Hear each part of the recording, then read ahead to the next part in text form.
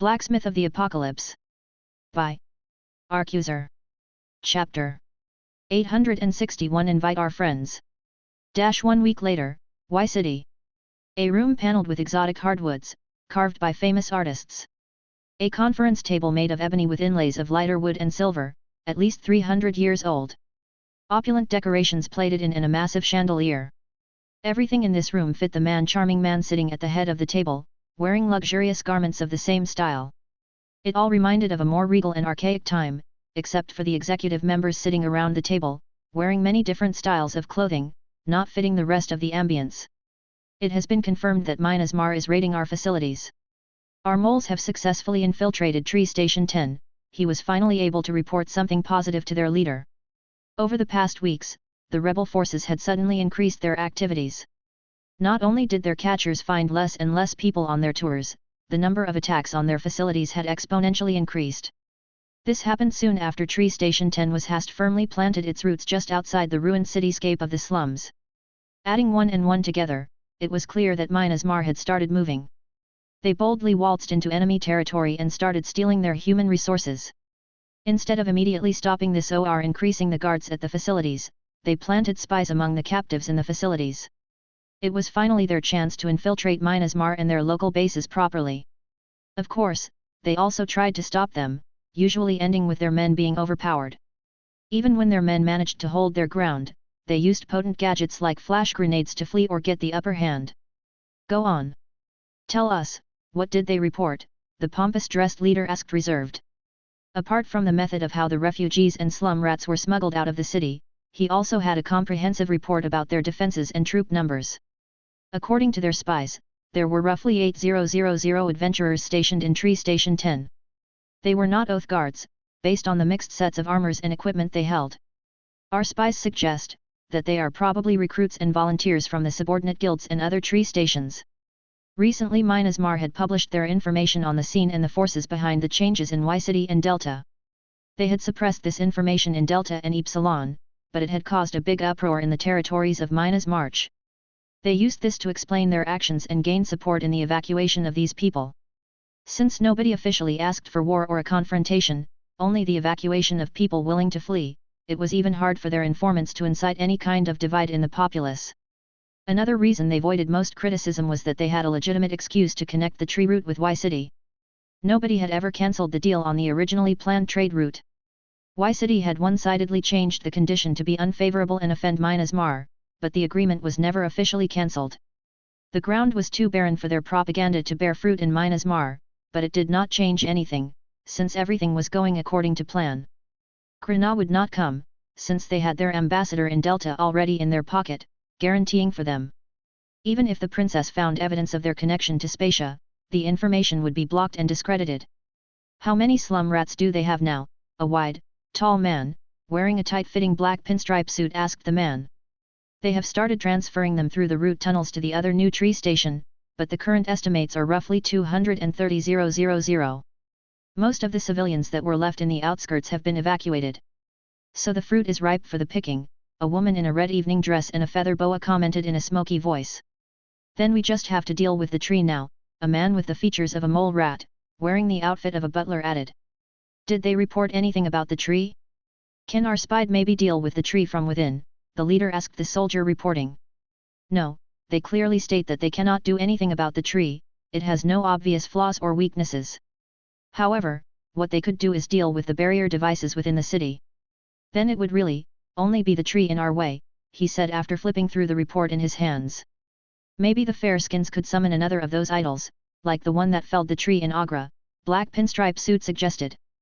Unless Myanmar is stupid enough to make another bloodbath, that won't happen. They need blood of allies spilled by the hand of an enemy or whatever to do that ritual, the lady in the red dress said annoyed. That only leaves us with good old firepower. Deactivate the barrier and cut down the tree with force, I like that, Pinstripes said flexing his muscles. In the end, it will be the mage division having to bombard it, Feather Boa shot him down. Wouldn't that also harm a lot of prizes, Mole Rat threw in. They stopped their bickering when they heard someone clear his throat. Glasses, do you have a solution? The leader asked, still with his calm relaxed voice. Yes, Your Highness. I and my people have been working on a way to get rid of the trees for the past 3 weeks. Is it ready for a field test? Yes. Then we should invite our friends. Minus Mar. Seth had used his time wisely since his return from the college. He did not only explore the new skill the demons had given him but also finally found the time to visit Cormac Pale, the chosen of Hephaestus. With the system church in Mount Agra set up and Minas Palin as a connector, it had become a lot easier to travel across long distances in Earth. It had enabled Seth to visit Pale more often over the past weeks. The two blacksmiths had long talks, especially about their skills and his future plans. The chosen of Hephaestus had decided that he wanted to work with Minas Mar but stay in Agra. This was fine with Seth since this also meant that Pale was in a good position to protect Agra and send reinforcements to other parts of the tree route. His class as Hephaestus chosen heavily focused on the god's aspect as an engineer and maker of automatons. As such, Pale had gotten a lot more skills that improved the power and function of golems as well as blueprints and enchantments Seth had no access to even at the master level. The best the infernal skald had from Hephaestus, through the mercy of the trait Olympian myths, was the basic Olympian enchantments that needed Olympian silver to function. Cormac on the other hand already had an advanced version of those when he was still a craftsman. While Seth was interested in learning these, Cormac was fascinated by the capabilities he had developed by combining musical skills and souls, as well as the function of the golem forge. Both blacksmiths knew stuff the other was interested in, so they were quickly caught up in conversations no outsiders were able to interrupt. Yet, both faced a hurdle when trying to learn from each other. Seth found that learning divine enchantments without the help of a little bit of divine providence was almost impossible in the short run. Cormac found that he had as much talent for singing as Seth, but even demons didn't like his voice. Pale barely avoided being cursed by several otherworldly entities, including demons, gods, and elementals. In the end, Seth barely managed to learn the common automaton core circuit, which was a step higher than the basic one. Cormac had to give up on singing or souls, but he assured that he was fine with the things he learned from the golem forge and the golems he had repaired for Seth. It was obvious that the man truly had a passion for making golems. Something Seth could understand for the most part. He was looking forward to the army Pale would create in the future, using the advanced blueprints he had inherited from the god of craftsmen. Now Seth wiped away his sweat after finally finishing the first product, born from a combination of both worlds. The best part of the common automaton core circuit he learned from Cormac Pale was that it did not need the Olympian silver or a soul as the base, which allowed him to combine it with a new discovery he had made upon his return. Mad Ithilden. Chapter 862 Advance of Madness. 3 weeks earlier. When he finally returned to Minas Mar from the college, there were a lot of things on his mind, but most of his personal businesses were dealt with. Aside from coming up with a way to weaponize the new skill, the most pressing matter on Seth's mind was the production of armors of lunacy. At least for the dedicated casters of the field teams like Azul, Ray, Shay, Jess, Ferdinand, and Linry. Their final versions did not differ too much from the one Allison received, except that they were slightly tweaked to support their elemental preferences. In the beginning, he intended to do more, but he respected the opinions of his friends on this. Some were not fit for the armor, like Mina, who still specialized in the agility of an assassin. There were better options for her and others like her. Some simply had other preferences or vehemently insisted on keeping their current items. Lixis for one was reluctant to give up the robe Seth had once gifted her and that was enchanted by an elven enchanter. Volko on the other hand insisted that he wanted several armor sets he could use in junction with his class. Apart from items for his friend, the blacksmith also had some more quiet projects brewing in the depths of his workshop. He had been looking for a way of how to strengthen Earth's Ithilden to make it more eligible as material for melee fighters. Unlike the silver polters family sent him, Earth's Ithilden was still soft like mithril. Of course, mithril was by no means soft, but there were many stronger materials in the epic tier. Taking into account the possible damage numbers on a higher level range, it was unsuitable to be used as armor material for vanguards or tanks that were supposed to take a hit, or expected to receive one. This was why he had been looking for a way to strengthen the materials, and it was then that he unearthed a method he had used a long time ago, in experiments to strengthen some of his materials. The feasting ballad that had become the base of the Blood Drinker enchantment. Back then he had enchanted bars of metals with the feasting ballad and soaked the material in the blood of monsters to strengthen them. Among the results were crimson steel and demonic gold. Now Seth had done the same with Ithilden and left it to soak while he was gone with the others. The result upon returning was surprising. Unexpectedly, the physical strengthening that occurred with this method was negligible. However, the demonic influence had changed the material's basic effect. The material was now called Mad Ithildan, and the encroachment of lunacy was renamed to Advance of Madness. While encroachment of lunacy strengthened the user based on conviction and was closer related to magic abilities and skills, Advance of Madness was based on impulse and its effects was closer to the abilities of the Blood Drinker enchantment and improved mainly physical stats. But both were based on willpower, in the end. There were just two drawbacks. For one, Madness had even greater potential to cloud the user's mind and hinder their decision-making skills. While a lunatic was still thinking clearly, mostly, a madman was closer to how people would expect a cursed item to work. The other drawback was that it was still not fit for a vanguard's armor. Although it was not fit to be made into plate armor, it was great for jewelry and add-ons. Together with Sivri, they came up with items for vanguards, the dwarf would be working on. Seth gave most of the new material to her, and only kept some because he thought that it would make a great material for golem cores meant for the projects Cerberus had been working on for a while now. Aside from all this, a big part of these 3 weeks went into developing the new ability that Dean Remington had given him and the creation of new golem units based on this skill. Although he chose a more passive path to get in their way, Seth never doubted that Y City would attack them at some point and he wanted to be prepared. Present, Tree Station 10 dash. After finishing his work with the Mad Ithildan, Seth had come to stay at Tree Station 10. Since he was able to summon his forge wherever he was, he simply worked from here and was on standby in case something happened during the rescue missions or Y City attacked. Seth, can you come to the assembly? We have important news, he got Lena's message. He had just been putting items on the new batch of golems, so there was nothing important holding him back. He left the storage room filled with rows of golems dressed in shoddy equipment and made his way up to the assembly room. The scene when he arrived was a little quirky.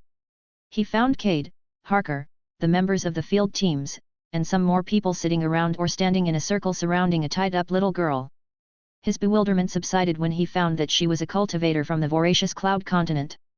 Master Mountain had already warned them that their homeworld had many ways to make people seem younger or older than they actually were. I'm here now, what was so important that I had to come here? The blacksmith asked. It's this girl. She offered to reveal the location of the scene's headquarters to us, Lena explained with a serious expression. In exchange for my release, of course, the girl added haughtily. That is why we called for you. We wanted your opinion on this matter, the princess added. The blacksmith observed the girl. Although she was a captive and surrounded by a group of strong people, she did not seem to be concerned in the least. Her eyes made it clear that she looked down on all of them and was not afraid. What was it called again? Cultivation Realm? Seth asked, crouching down to be on eye level with her who was sitting on the ground. He squinted at him. I'd have long since broken through to the Golden Core Realm. Are you sure you aren't a nascent soul stage cultivator? Seth interrupted her. Seeing her minute reaction, he felt confirmed in his assumption. How could a savage like you find out my cultivation? She spat out with a humph. I didn't, but it would be the only explanation for your calmness. Even if we kill you, you could still flee with your nascent soul or whatever it's called. You think we wouldn't be able to touch that, isn't that right? Well, I have a proposition for you. With a snap of his wrist and blaze, a soul contract appeared in his hand. She flinched at the sight. Sign this with your blood and tell us the location of the scene. We will check back with our associates, and if you are telling the truth you can go. If you lie, you die here and I will take possession of your soul. Seth smelled that this was clearly a trap, but he didn't want to make her suspicious, so he played along in all seriousness. The cultivator girl looked at him, taken aback. It was clear that she didn't believe that they had skills like this, but she also didn't seem to be too bothered. I don't know whether your dark spells are truly capable of what you say, but all right. I have no intention to lie, anyway. Her restrictions were released and a sharp fountain pen was handed to her. After explaining its use, she lightly stabbed it through the fair skin of her arm, drawing a tiny drop of blood. Using the drop add ink, she places a handful unfamiliar characters on the line in the contract.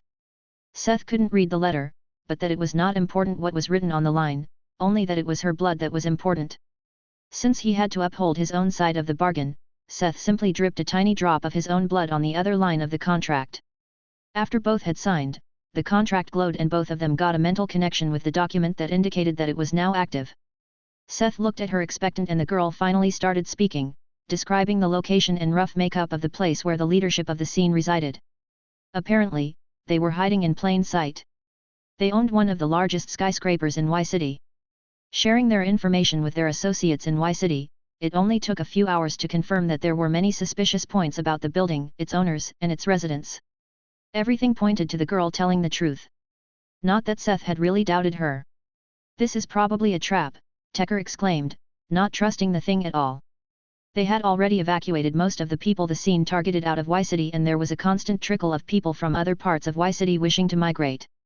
The timing was just too weird for it to be a coincidence. "I agree with you, Tecker.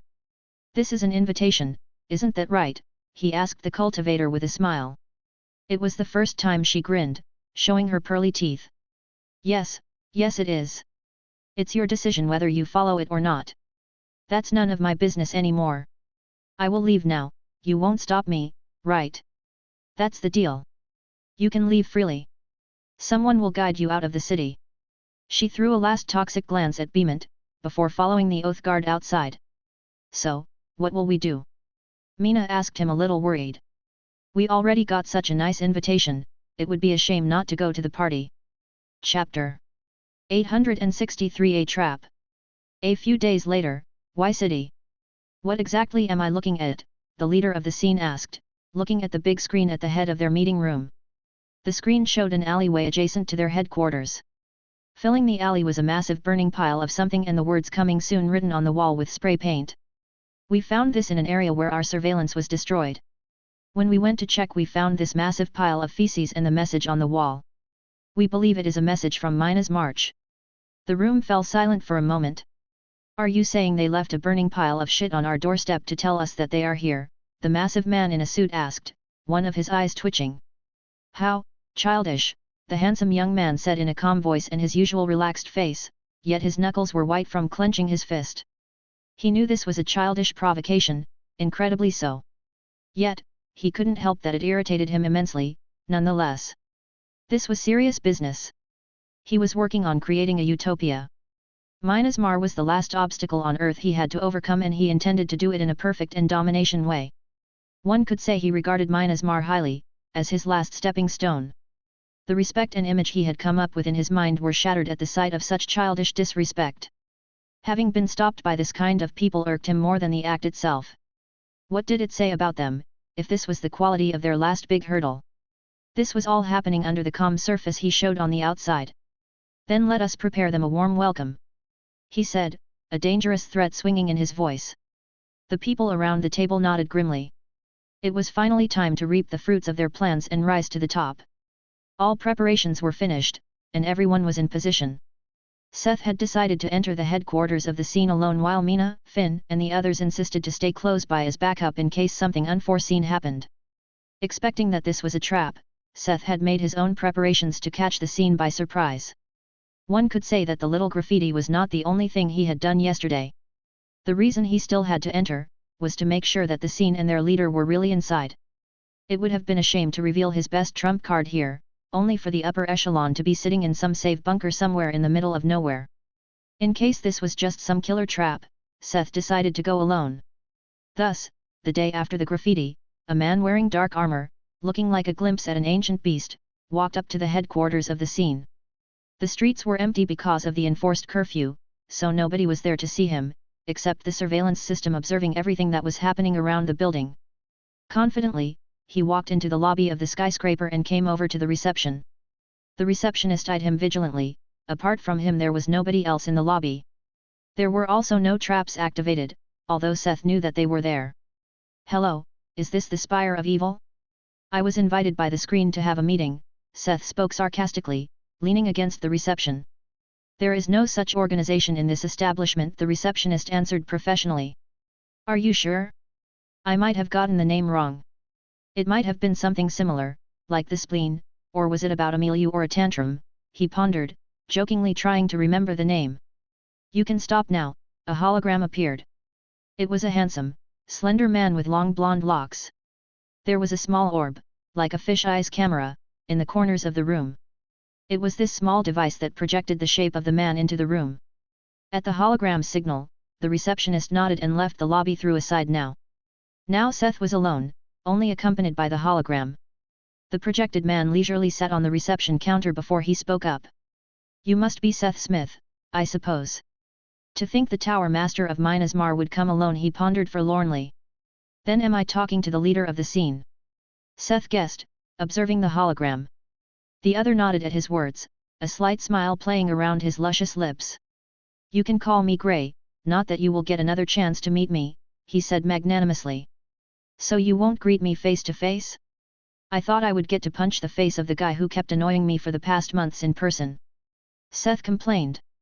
If someone was being annoyed over the past year, it's undoubtedly me. And no, I don't intend to even give you the chance to hurt me. I know too little about you, but taking into account the Dragos vanished after talking of confronting you, it might be a hard struggle. So. Suddenly, the blacksmith squinted as he felt his connection to the golems and the preparations outside become distorted and suddenly growing faint. It was like he had suddenly traveled hundreds of kilometers in a moment. A teleportation trap? Now, that's annoying. It's more than that. Do you know how much effort it takes to transport the whole lobby away? It's regrettable you came alone. Just you is a little disappointing when we aim to get rid of at least a full party in here. The hologram lamented. But I guess losing their leader will be enough of a hit on their morale. Seth could guess that the whole lobby was moved, but he had no idea how far. When he tried to use home call, he found it was also blocked. This was actually smart, even if it could kill Seth, he had nothing that could stop him from being teleported against his will. Depending on where he was when he got home call to get working, he would be gone for some time. You are underestimating my people when you think me not being there will have an effect on them. Do you know why? Oh, I have an idea about how strong they are. But even then, the loss of their leader won't be without effects. Seth listened to the man in confusion. I wasn't going to talk about their strength. It's me. It's because they know I am way too strong to die to some stupid scheme. They know that you can't come up with something that could kill me, Seth said confidently, even when it was half-played. I just have to get out of the range of the space lock and return with home call. Then. It's good that I won't be the one facing you. There are some people outside that wish to talk with you. Even if you don't fall, by the time you return, I will already have razed Myanmar to the ground. He ended with a maniacal laugh and the hologram vanished.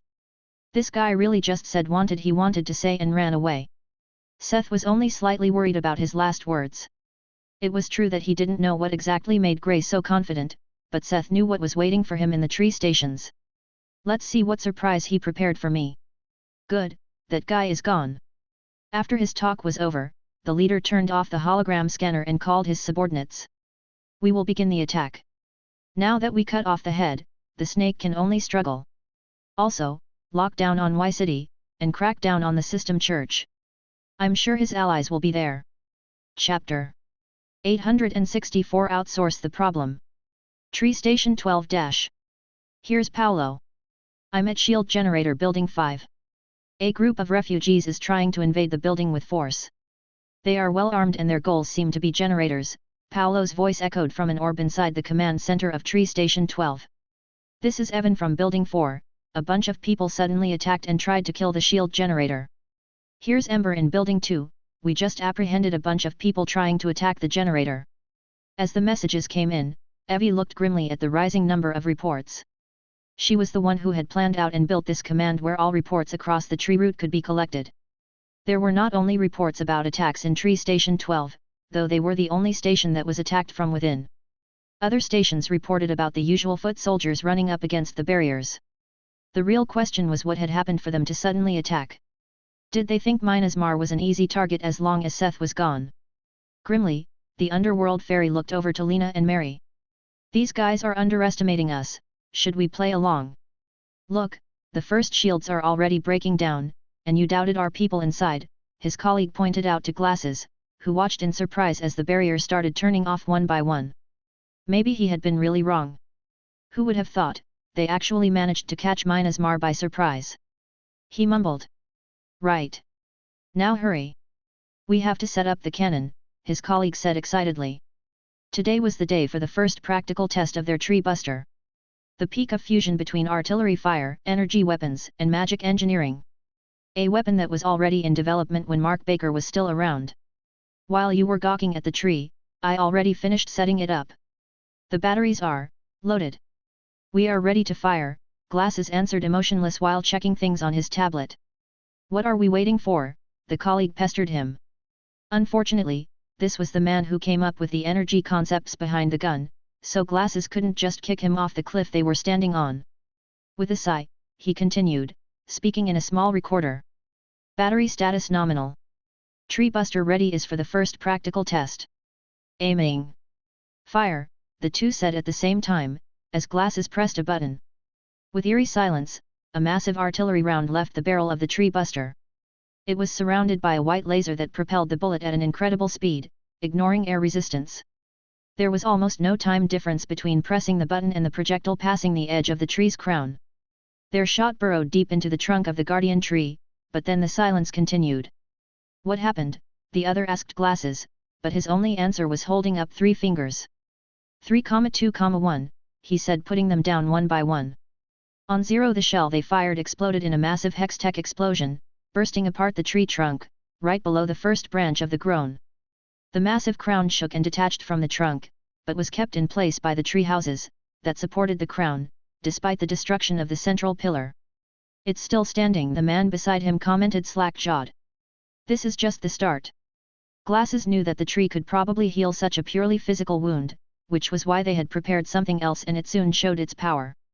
Starting with the breakage, the tree started to wither and darken. The dwindling crown quickly dried up and the emerald leaves turned a sickly brown. What did you do with the shell? He heard his colleague exclaim in shock and glee. Let's just say our friends from the other side gave us a hand in concocting a mix of magic, curses, and alchemy. Now that all their defenses are down, we can send our troops, Glasses heard someone from the back say, when the tree looked thoroughly dead, only moments after the shot. Soon after he saw thousands of people charge towards the wooden city. The Cirques were sent into battle. Compared to before, the drugged-up immortals had not just become stronger but also easier to control. Instead of being used to scout out any traps or other defenses, they could be truly used as foot soldiers at this point.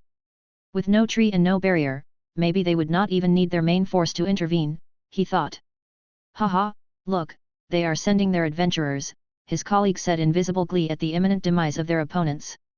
When Glasses turned back to the battlefield, he heard a what, before he could make out a reason for the man's shock. His eyes widened in shock when he saw what was happening. With roars of flames and thundering explosions, the adventurers and the Cirques would meet and vanish in a massive fireball. He was shocked for a moment before he felt disappointed.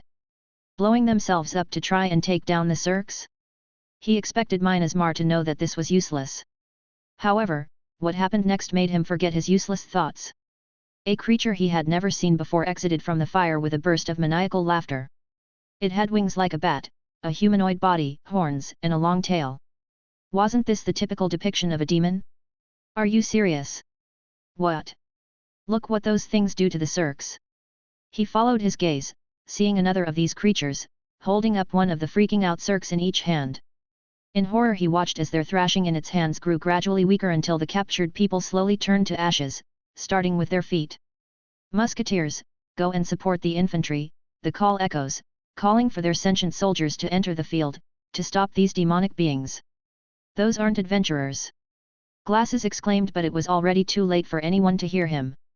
When he took the time to observe the troops of Minas Mar with the eagle eye skill, he found all of them wore mismatched random armor pieces, completely unlike Minas Mar, who was proud of their items. The ones wearing them were not people, but wooden puppets. There was not a single living person among the people that rushed out of the tree station, and every time they slashed with a Cirque, they would explode and a creature wearing the armor would exit the explosion. The beasts were unimpressed by the entrance of the artillery. Most of their wounds would heal even if they were ripped to pieces. It took a lot to end just one of them. In the meantime they lost many troops. Why did this feel so familiar? Wasn't this their strategy? To make matters worse, as the battle proceeded, it took more and more to defeat just one of them. They kept continuously becoming stronger. Bow to me, lowly mortals, for I am Elufsuf, the Assyrian have been summoned to claim your souls, all the creatures exclaimed in a choir. Summoned. Glasses pricked his ears when he heard their choir. Was that possible? Could Minas Mar have a few weeks earlier? Conjuration. Seth exclaimed when he saw the information of the scroll using Thaia's discerning eyes. Conjuration, ability. The ability to reach out into the darkness and conjure a demon from another plane. Costs and duration depend on ability level, sacrifice, the individual to be conjured, and preparations. Yes, this scroll will inject the inborn ability of our ancestor into your soul, together with his understanding of conjuration circles. Although it gives you direct knowledge, learning the runes and sigils involved in the conjuration will be a lot easier to learn, the principal explained proudly. But how does conjuring a demon help with getting rid of these guys? Seth asked, a little confused. Rupert Remington tapped against his nose as he shared his clever idea. You usually use souls as a sacrifice to a demon.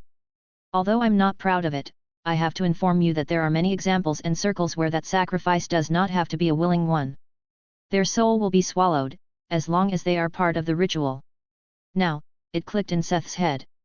Instead of painstakingly looking for a way to solve the problem with their immortality, he was outsourcing this problem by selling them to a stronger corporation, that had the means to thoroughly exploit them. So I just shove the problem about their souls onto a demon god. They will know how to get their worth out of them. Exactly. If this was true, he just had to find a way to properly utilize this power. Chapter 865 Bloated Horrors and Hungry Skeletons. Y City. Cade was shocked when she saw the lobby vanish. Of the members on standby, she had been closest to the entrance, when the whole room suddenly vanished from the building. She didn't have much time to process the information, as the situation rapidly changed. Mike, Mina, Finn, she spoke into the orb, but there was radio silence. Can somebody hear me? Shit. From the headquarters of the scene, rows and rows of berserkers and soldiers in polyarcanate armors exited. Their numbers flooded the street. She wanted to warn the others, but it seemed that the scene had managed to even interfere with the communication orbs. Seth had probably stepped into a teleportation trap. It was a clever way to get rid of him for some time, as it was hard to protect oneself against being teleported. However, she did not worry about Seth. Wherever they transported him, she doubted the blacksmith would suffer. It might take a while for him to return, but he would probably be unharmed. Looking at the horde that had flooded the streets, looking for them, Cade decided to return to the system church post-haste. There was no use in facing those guys head-on. The Rakshasa could only hope the others had the same thought and they would meet up at the church. You must be Cade Albright. She wanted to return but was suddenly stopped by a man blocking her path. He was a tall, slender man, wearing a scale armor and carrying a spear. His thin mustache and copper skin gave him a dashing style. Don't try to run. There is nobody left that can help you. The Tower Master is gone. Our men have already raided your hideouts and the system church is encircled. None of you will escape from Y City. We will see about that, she said, getting ready to fight. Tree Station 12 Where are those pretty boys? Glasses heard the commander complain. With the help of the Tuatha they would not have had a hard time with the demons, but they had not arrived. Had they decided not to come? Send in the augmented, the command was given. Facing a setback against the ever-growing demon army, the scene sent in their strongest melee units. Formerly adventurers with knight and tanker classes, they had agreed to be experimental subjects after receiving the immortal serum. After losing the system and its benefits to gain immortality, the researchers of the scene had not stagnated. Skills and magic abilities stayed the same, even after the transformation. Even so, they had to get used to using them without any assistance, but the growth that came with simply absorbing souls could not help in strengthening their bodies. The augmented were the result of many experiments using modern drugs, magical drugs, and martial drugs from the voracious cloud continent, in addition to technological enhancements that would not have been possible to install on an ordinary human being. With the entrance of the augmented, they were able to battle the demonic horde to a standstill. While they were unable to get the upper hand, a bank of fog appeared on the battlefield. The Tuatha finally lend a hand, but what exited the mist were not the eerily beautiful allies from the other side. What crawled from the fog was the complete opposite in appearance, but the same level of threat. A wave of bloody skeletons and obese monsters swept into the mountain valley. The former looked like fresh skeletons that jumped out of their fleshly envelope or had all their meat gnawed off. The opposite looked like terribly obese people with a thick, swarthy hide, beady sunken eyes, and a mouth filled with needle-like teeth. Having no intention to join the skirmish, they aimed directly for the defenseless city. Even Glasses got goosebumps when he looked at what they called the hungry skeletons and bloated horrors. They were things the Tuatha created with corpses of humans. Their reinforcements had arrived, although the pretty faces themselves did not show up. Hungering for human flesh, the flesh they had lost, the hungry skeletons were mindless beasts always aiming to consume people or corpses, take on their flesh, and create more of their own. The result of the feeding frenzy were bloated horrors, embodiments of gluttony that would keep eating and growing and generating more skeletons and horrors. There was always something unsettling about these beasts. Glasses was just lucky he wasn't their enemy. Even if he was immortal, being eaten alive for all eternity was nothing he wanted to risk or to think about. At first glance, things were starting to not look good. The tree was dead, the barriers were destroyed and monsters were encroaching on them. An outside observer would think they were in a tight spot. Evie observed the monsters rushing toward their city with a grim expression. "I think we have seen enough. Let's stop playing dead."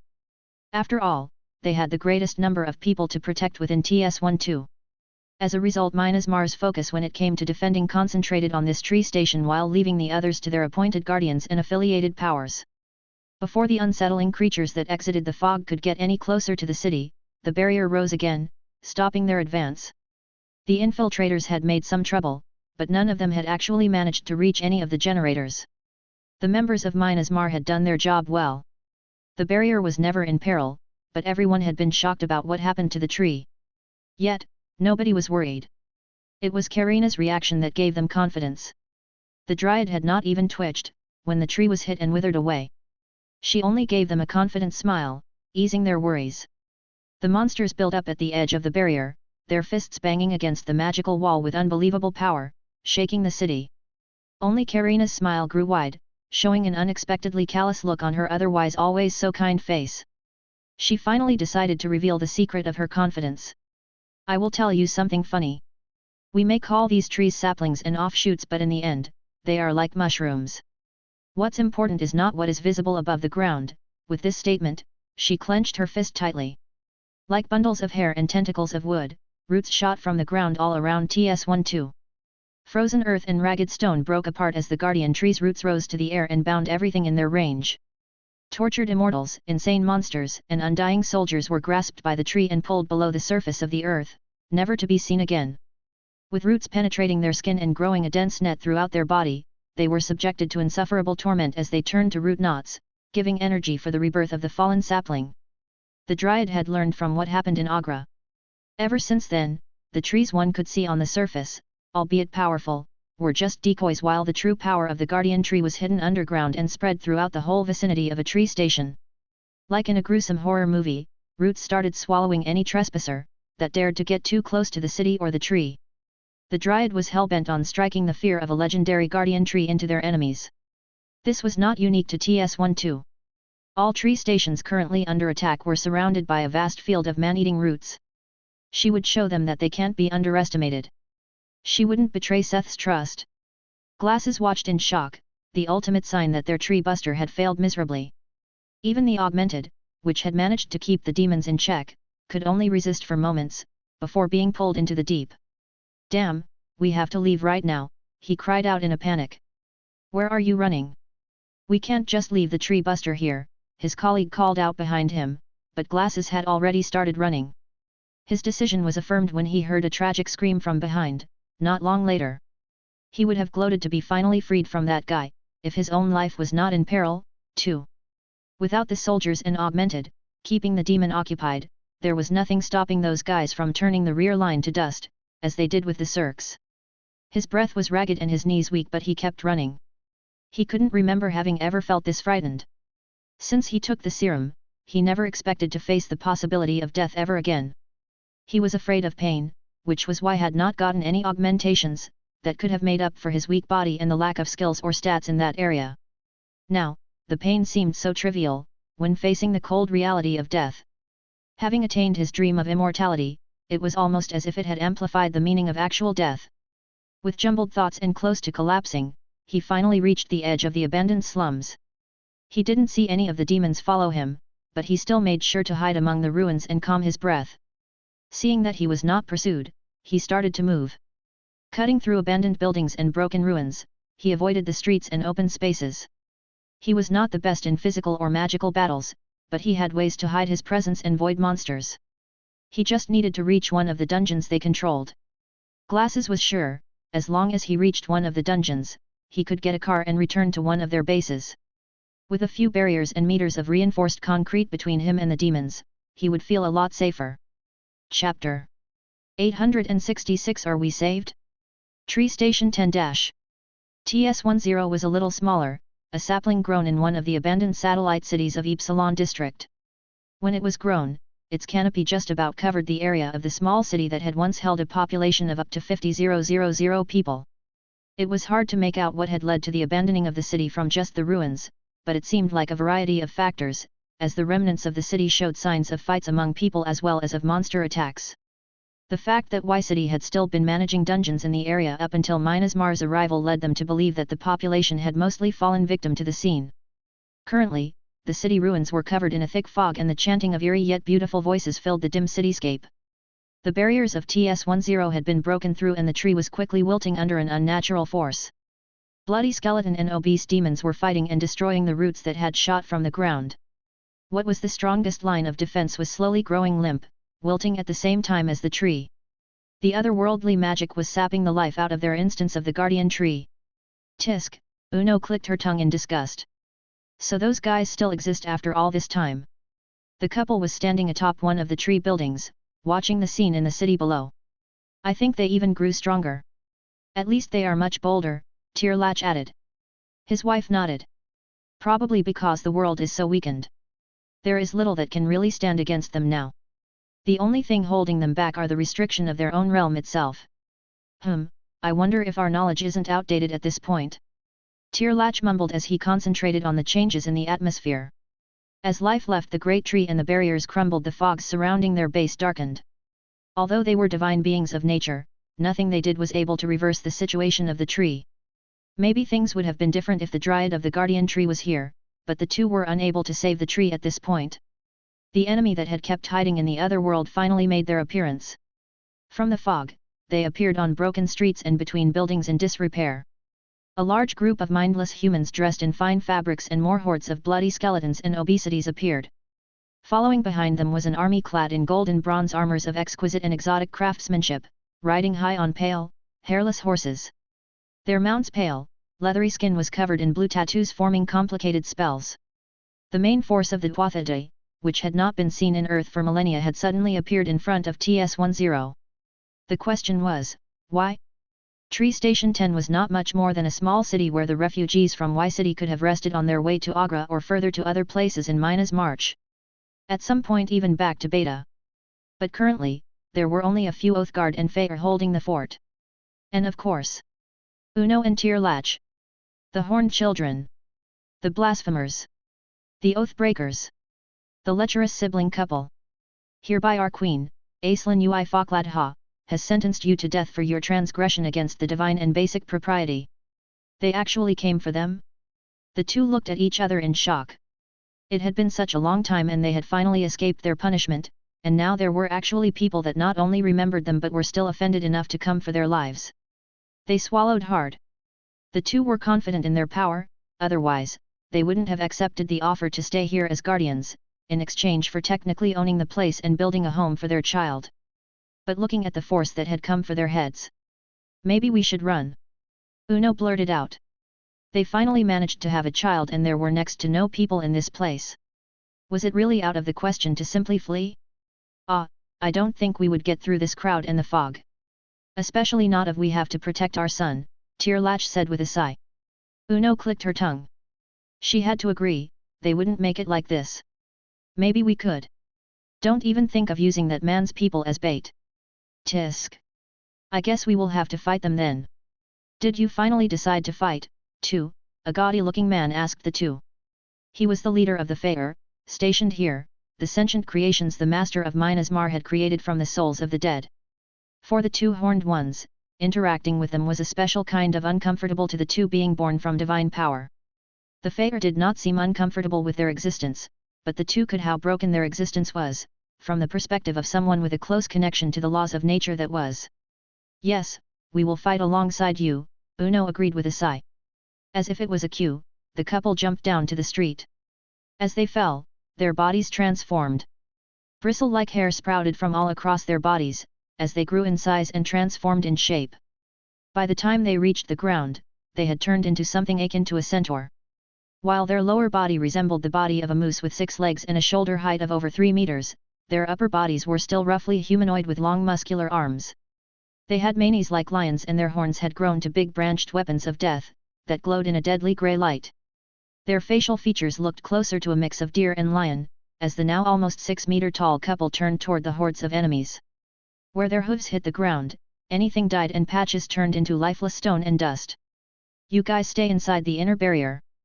There is nothing you can do, Seth will only get angry if some of you die," the Faer told the small teams of Oathguard that had been dispatched here. The Faer were hard to kill unless something purged their souls from their metal frames. "Kill the sinners," the cry came from the other side, as the monsters and mindless charged at Uno and Tirlach. The horned ones held out their hands and black polished spears, glinting like obsidian, shot up from the ground. They grabbed their weapons as they charged into the enemy.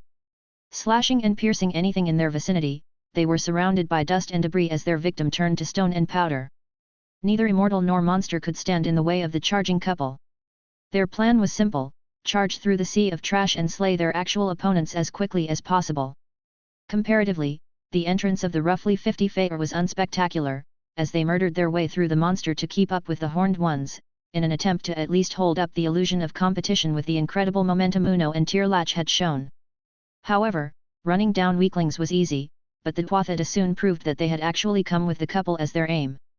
A visible aura of burden and curses surrounded the two as they gradually slowed down. The crowd of glow people in the back were constantly chanting and casting devastating magic and curses to raise the battlefield and try to kill the couple. The two were far ahead, out of the Faer, but they had barely crossed half the crowd of monsters when their movements slowed and they looked tired. Monster wave tactics coupled with strong ranged support had quickly whittled away their strength and stopped their momentum. "Come back to us," one of the Faer shouted. Although they had no great momentum, they had unending stamina like an undead. As long as Uno and Tirlach came back, they could buy them time to recover. Of course, things couldn't be this easy. As the couple realized that they had underestimated their opponents and wanted to turn around, they were surrounded by 8 knights that had hidden themselves among the crowd of monsters. They had just waited for them to get tired, before delivering the final strike. Their helmet revealed their beautiful faces, distorted in anger and bloodlust, and they charged forward, their weapons ready to end the lives of the sinners, as their queen had ordered. Boom boom boom boom, a warm voice echoes through the ruined city and across the battlefield. The heads of 4 of the 8 knights suddenly exploded. Bang, bang, bang, bang, another sentence followed, turning the 4 heads left into fountains of blood. A darkness approached from the fog. A heavy and sticky aura of death and decay crawled across the floor and spread everywhere, even feeding off the very fog hanging in the air. The hollow laughter heralding death, but filled with glee, echoed in the silence that ensued, and a figure danced into their view. "I love the way to walk, really," the lady wearing a black dress with a pure aura of death asked, with a voice that could melt eardrums. "I love the way you talk," a male voice sang, amused. Following the dancing lady of death followed a man in a half-decayed state, singing and playing music on a half-broken lute. "Charmer, ha ha ha ha." They were in their own little world as he sang for her, and they danced around each other. The effect of their actions, however, was very real. Heads kept exploding with every word he sang, and anything that was touched by her aura of decay quickly melted into a black sludge.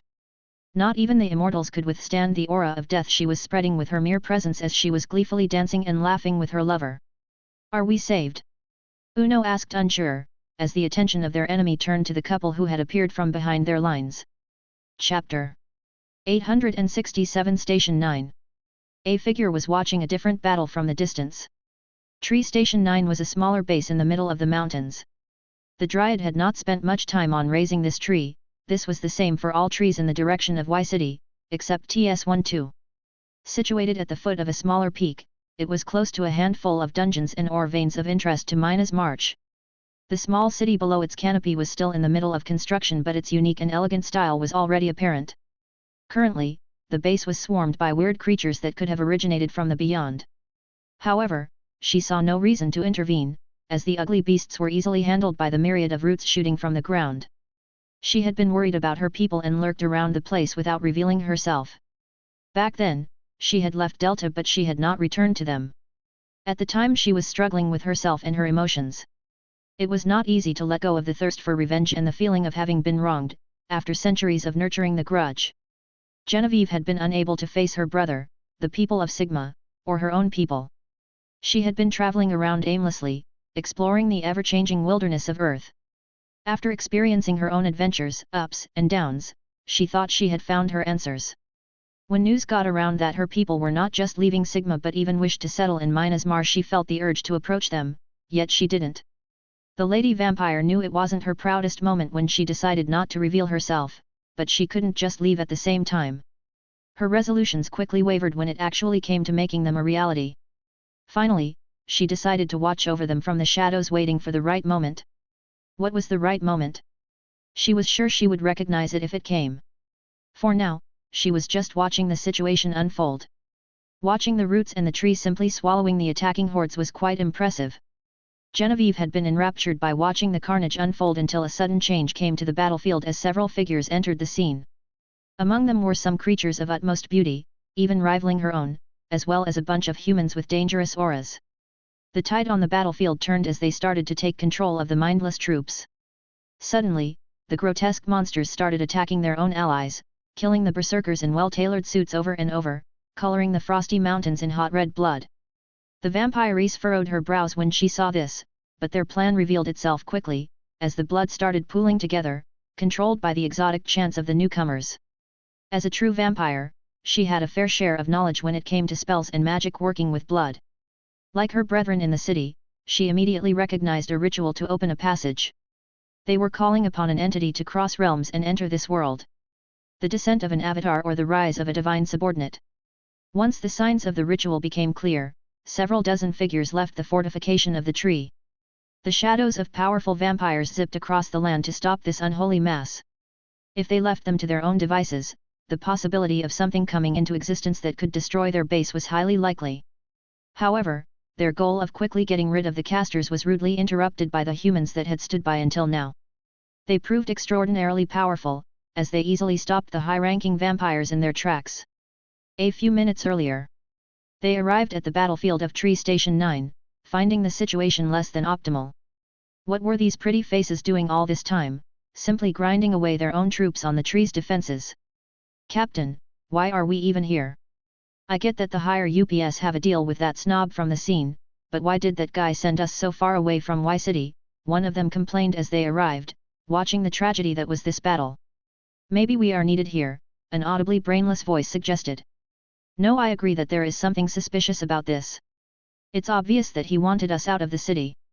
However, we were ordered to follow their instruction, so there is nothing we can do but win this, their captain lamented. As elite agents of Spacia, following their orders had the highest priority. If this meant they were used, that was okay. If they were betrayed or burned, it just meant they were not strong enough. It was stupid, but this was their pride as agents of Spacia. Hey, you, don't you think it's time to get to work? He suddenly asked the air beside them. Except for a thin haze, there was nothing out of the ordinary there. However, at his prompt, a group of Twathita appeared beside them. Although they held pride in even following stupid commands, it didn't mean they had to follow these commands stupidly. The first thing the captain decided to do was make other people do their job properly. The Twathita neither spoke nor moved at his word. Their cold silver eyes simply looked at him in arrogance and disgust. I read the reports. Do what you did in Agra, he spoke menacingly. He used his aura as a sword master on the path of legends to put pressure on the disobedient creatures. He had no patience with something that posed as a human. With his power bearing down on them, they started getting to work, much to his satisfaction.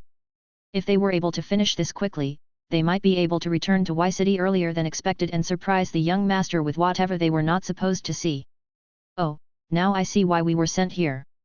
Those are vampires, but I have never seen anything like them, the scout of the group commented, when a group of dozens of humanoids suddenly rushed out from the tree station, clearly aiming to stop the pretty faces. How strong? The captain simply asked, not surprised by the scout's comments. So. We should be able to handle them if we are ready to sweat a little, he estimated vaguely, shrugging his shoulders. That strong? The captain asked in subtle surprise.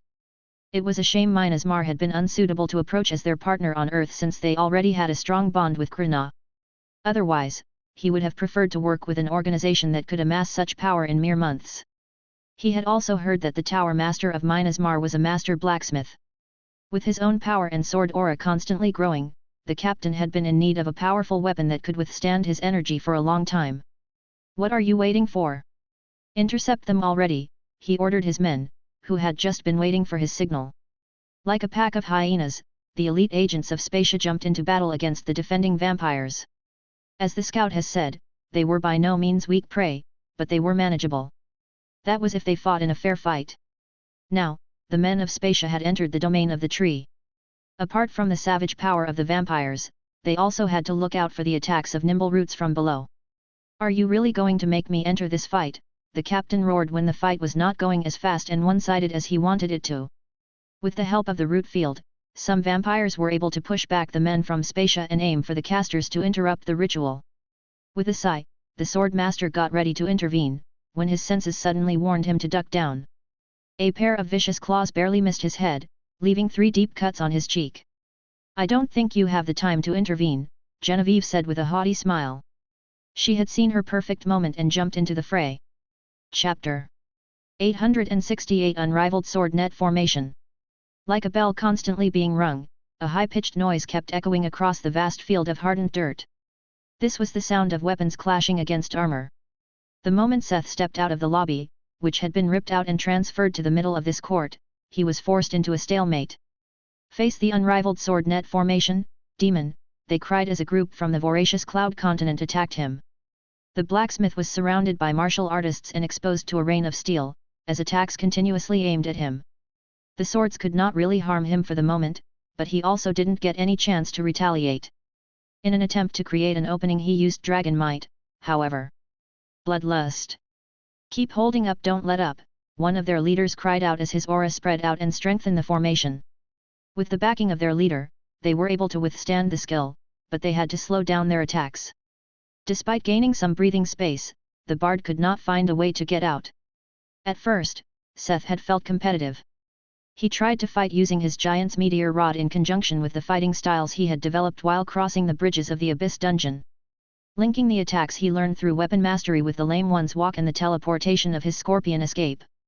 But it was not enough to gain an upper hand. Seth had to admit that these guys were of a completely different caliber when compared to the cultivators he fought and heard of before. Although Master Mountain had warned him, Seth had gotten a little complacent when thinking of these foreign invaders. Who could blame him? The few nascent soul cultivators Seth and the others had met, had not been too much of a problem for high-level players with good equipment. He had to revise his opinion and acknowledge that there was a huge difference in power between individuals, even if they were on the same stage. You, Master Mountain, had told him, that the stage after nascent soul gained a kind of domain or AoE ability.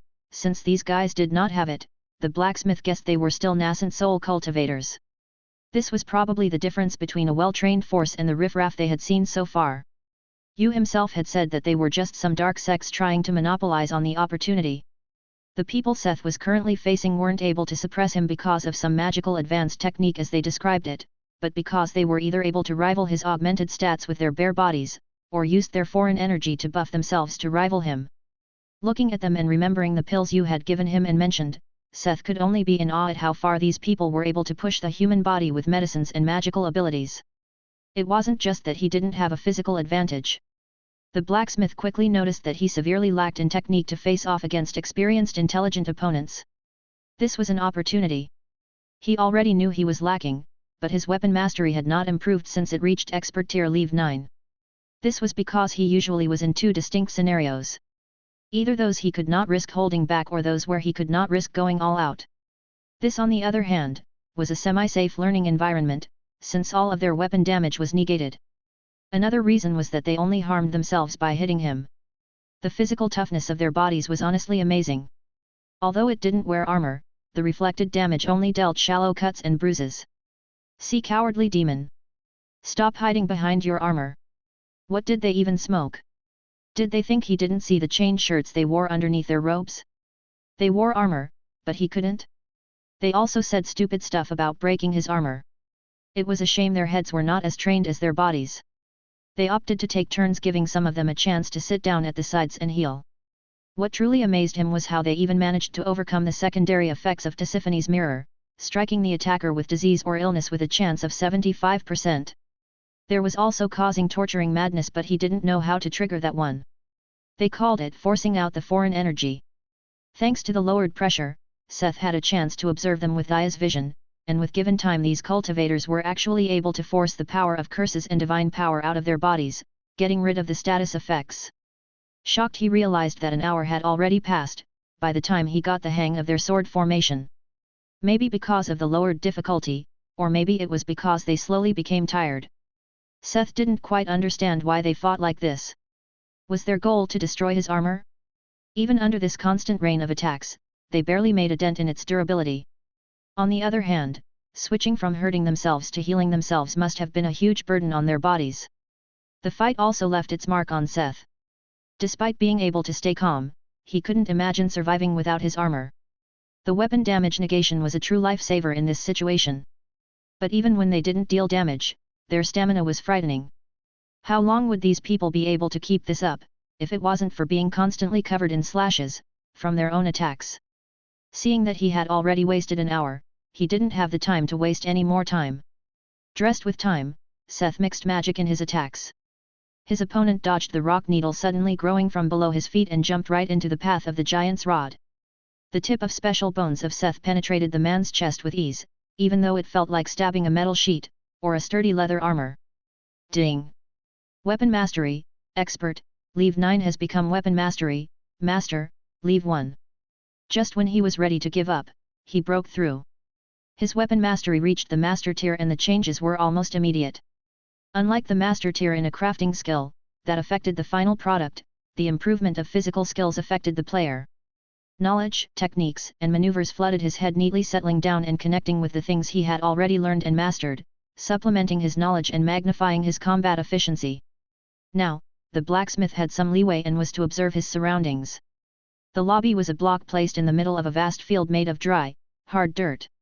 It was surrounded by unfamiliar markings, probably the magic of the Cloud Continent. This court was lined by buildings built in a foreign architecture Seth did not recognize. The vast structure, the number of foreigners and map telling him he was somewhere in the northeast of Earth. Adding 1 and 1 together, Seth guessed that he was at the bridgehead Master Mountain has told him about. This also meant they had to be close to the entrance of the voracious Cloud Continent. Of course, it could also be a temporary base they built somewhere, just for this trap. But it seemed too big for just that. Seth already knew that the sects here were involved with the happenings in Y City, but who would have thought they were this deeply involved? To even directly bring him into the middle of their HQ to kill him, that was bold. With his first kill, he and the improvement in his skills he thought he could take control of the flow of battle. Swinging the spear and casting magic, he started attacking freely, killing and maiming people wherever he passed. The dry dirt was soaked in blood and now littered with body parts. It didn't hold for long as a shout was heard and the cultivators quickly distanced themselves from him. "You are just wasting lives. Let me take care of him," a domineering voice said, and the crowd backed off. Seth sighed at the show when an old man slowly walked onto the battlefield. "I'm Guardian Ho, of the Silk River sect. My disciple talked about you. You must be the master of the abominable Minas March." "Just Minas Mar is enough, no need for honorifics," the bard sneered. Chapter 869 Cutthroat. Y City. Seth? Mike? Finn? Damn it. Mina spoke into her communication orb, but she couldn't reach anyone. It was clear something happened. Well, they expected something to happen, but not necessarily for their communication to be jammed. She had to make the decision, look for Seth or return to the church. She knew that the church was the more logical decision. After all, what could possibly happen to Seth? Still, she turned to run looking for her significant other. The cat girl had only made a few steps when she made a massive leap back. An arrow passed by where her head had been a moment ago. The projectile pierced the street and exploded. Good reflexes. As expected of an animal, she heard someone scoff.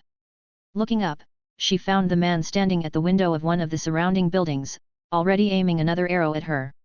She didn't have much time to observe him before the next arrow was shot.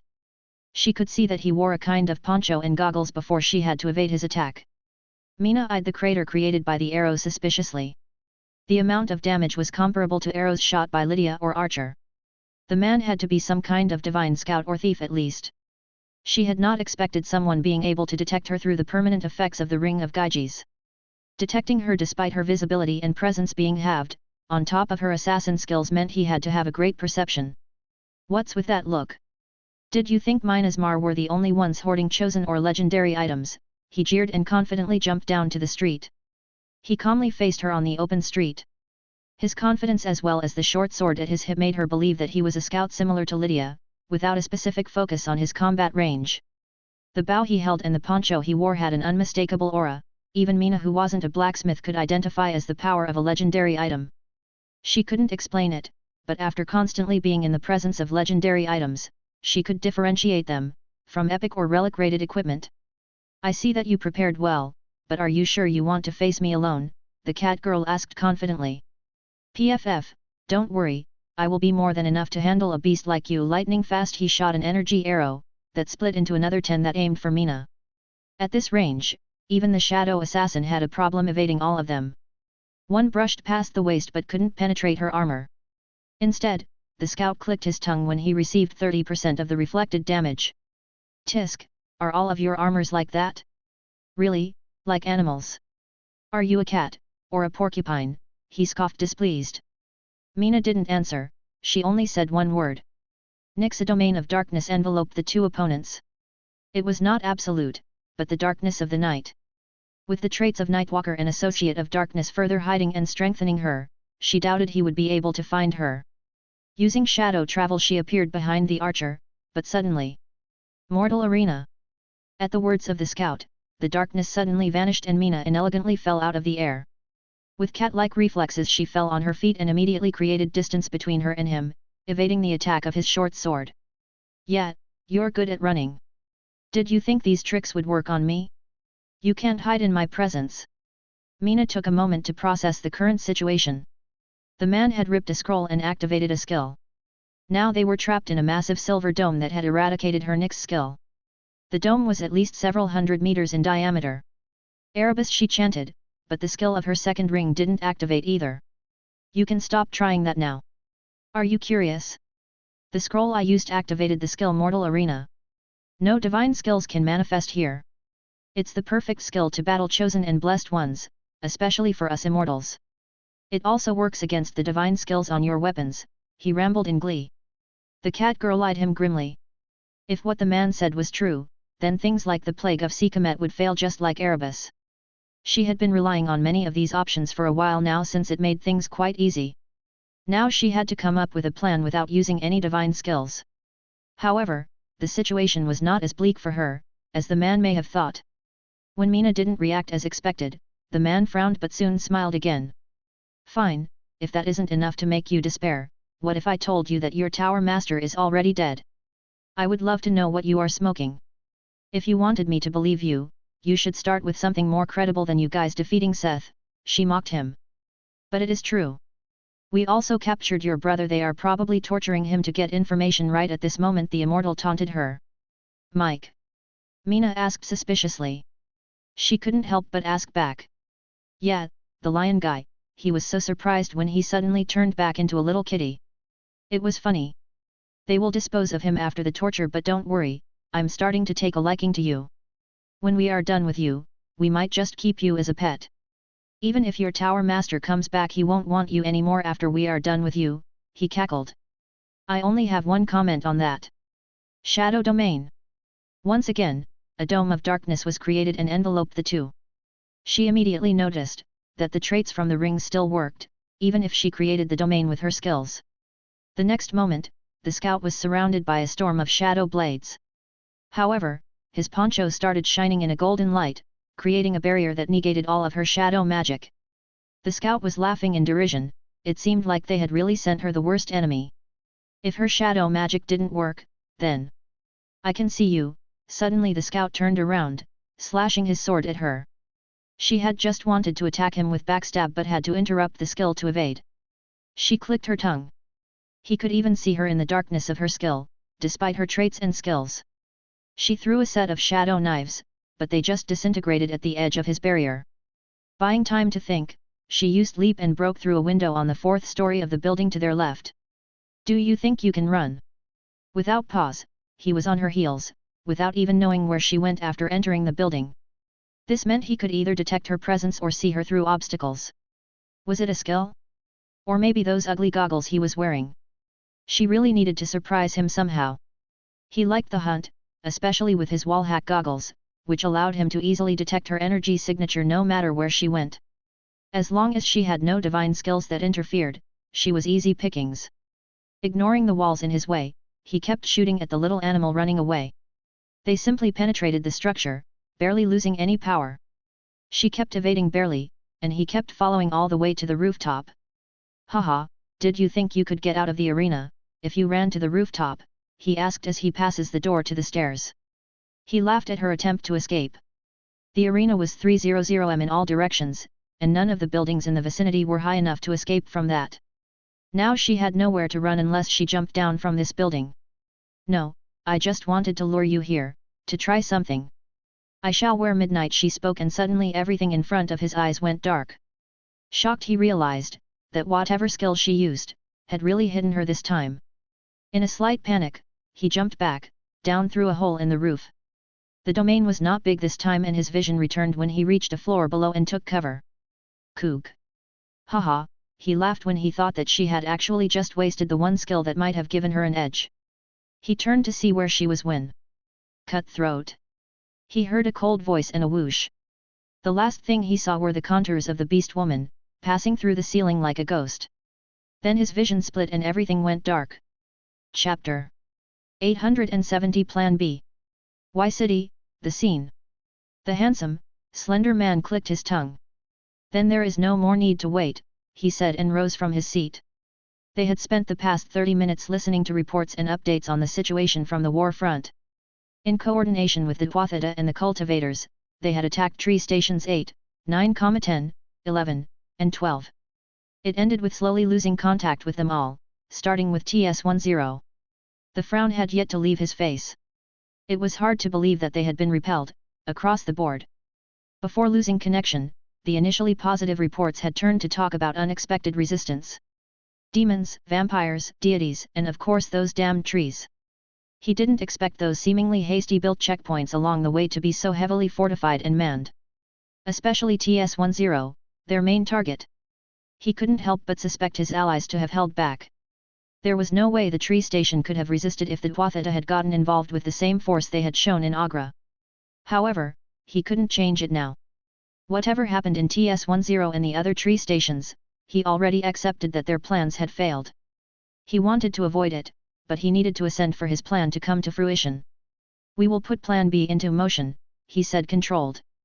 But Master, if we do that, the court seamstress tried to intervene. We still have Delta. If we want to build our eternal kingdom, sacrifices are necessary. I thought you all understood this, he spoke grimly, no more the relaxed young master, but a strict leader. His court nodded grimly, some with a conflicted expression. Atop the headquarters of the scene, 4 figures had assembled before an opulent throne in a luxurious throne room. The room was covered in magic circuits. Intricate and complex markings covered the floor, walls, and ceiling, all unifying in the throne. The others had left to ensure the smooth progression of Plan B, forming an alley. They waited for their leader. Soon the king, wearing a regal attire made from fine fabrics and a long red mantle, entered the room. With slow, deliberate steps he walked up to the throne, creating an elegant and noble scene. All preparations are complete, Your Highness, the bouncer wearing a black pinstripe suit reported. Then activate it. Following the command, Y City was thrust into chaos. Y City. A skill that blocks the manifestation of the divine. Very interesting, but not enough. The human-sized fairy mumbled, crouching beside a rapidly healing body at the bottom of a vast crater. She had met a tricky opponent herself while looking for her comrades. I admit it, you are strong. But what can you do? We are immortal. No matter how often you beat and freeze me, you can't kill me. You will tire out, just like the little cat boy, then I will drag you back, just like him, the deformed man said, his voice brimming with insanity. Finn looked down at the tanker/brawler with a special suit and legendary boots. It had been a good fight, battling him, and she had learned quite a bit from it, but now her eyes turned cold. Originally she had wanted to see how often he would stand up again, but now? I guess I don't have any more time to play, let's end this. You guys are a little too confident. The world is vast. With that, she stabbed something that looked like a long hairpin with a coin at the end in his chest. His eyes widened as the coin started to glow in a demonic light, which wandered down the shaft. An immense pain overcame him, as his chest filled with heat and the light drew an intricate net across his body. Finn watched him twitch and gurgle with concern and fascination. What is this? What is happening to me? He pressed out between clenched teeth, as he tried to resist the pain. His body was covered in lines burning a bright reddish gold and they kept glowing brighter. I don't know. Seth told us to use those if we meet someone we can't beat to death. Something about sacrificing you to a demon, she answered playfully. Yarg. It was already too late for any last words. The man was swallowed by the light, so glaring even Finn couldn't look into it. When the light finally grew dimmer, the man was gone. In his stead stood a handsome man, wearing his suit and items, but with a pair of black feathery wings on his back. I'm Abalam, a follower of Paimon and master of 10 legions, have answered your call. What is your wish, summoner? The asked coldly, his dark voice echoing through Finn's mind. The fairy stared at the demon that had appeared for a moment. She had a hard time believing that what Seth had said was right. Once again, she had to remind herself not to underestimate Seth, but now came the hard part. How did she make the most out of the demon's presence? Seth had explained that the needle would sacrifice the immortal and theoretically summon a demon equivalent to the strength of the sacrificed soul cluster. Now, she had to word her request correctly. Can you find Mike and save him from the people who are similar to my sacrifice? Abalam closed his eyes for a moment. He didn't ask who Mike was or what she meant with the ones like her sacrifice. Seth had said that strong demons possessed a kind of omniscience that allowed them to know things pertinent to the summoner's request. I can, he finally said, simple and concise. Finn almost cheered, since that meant Mike had to be alive, too. On the other hand, it meant he was actually caught. Then do so. Save Mike and bring him to me. Also, kill all the minions of the scene you come across. When she added the last part, it was the first time the demon smiled, albeit coldly. I shall fulfill your request with glee, he said and vanished with incredible speed. The reason Finn didn't go to save Mike, too, was because she was worried about the system church. She doubted she was the only one who had met an opponent. This meant the scene knew they were here. If they really wanted to end them, they would also have to get rid of the system church, where the rest of their group was waiting. While the demon went in the opposite direction, Finn rushed toward the base of the system church. She was about halfway when her concerns were doubled by the sudden changes in the city. Crimson magic circuits, wide as streets, suddenly started covering the city and horrendous monsters appeared. It wasn't like the monster invasion from portals or dungeon breaks. Blood-covered skeletons and massive fatsos suddenly started flooding from the very bowels of the city. Pouring from manholes and basements, they broke into buildings and started attacking the people of Y City who had stayed in their houses, apartments, and homes up to now. What was going on? Had the scene lost their mind and started even killing their own people? Phew! Finn cursed under her breath and she started fighting her way towards the system church, trying to help the people along the way the best she could without slowing down. If this was the situation in the city, what would the church look like, one of their prime targets? As much as she wanted to hurry, these grotesque monsters were stronger than expected. The adventurers that had been assembled in Y City, the center of the district, were by no means weak, but they could barely hold up against the flood of beasts. Finn tried her best in passing, but a half-hearted attack could not finish off these beasts. The worst was, that they were multiplying on their own. Any dead adventurer was gnawed clean to the bones and joined the ranks of the bloody skeletons, while the skeletons gorged on their bodies and grew flesh the more they ate, becoming fatsos in the process. While the skeletons were tough but manageable, the fatsos were incredibly tanky and fast. They could swallow people whole, only to spit out a bloody skeleton moments later. Gritting her teeth, Finn ignored the surroundings and rushed towards the church. As she had to choose who to help between her friends and strangers, she chose her friends. She came to a stop, taking a deep breath. She had arrived at her destination, but things did not look good. From afar she already saw a dome, like the arena her opponent used. This dome encompassed the church building and its vicinity. Finn could only stop at the edge of the arena and observe the scene inside as the dome locked her out. She could not interfere from the outside. The barrier surrounding the church's skyscraper was already broken and massive holes and blasted into the structure. She could make out a few duels, while the church staff was forced to fight against the abominations. Usually, the strategy of the church was to flee in the moment of danger, using the pathworks.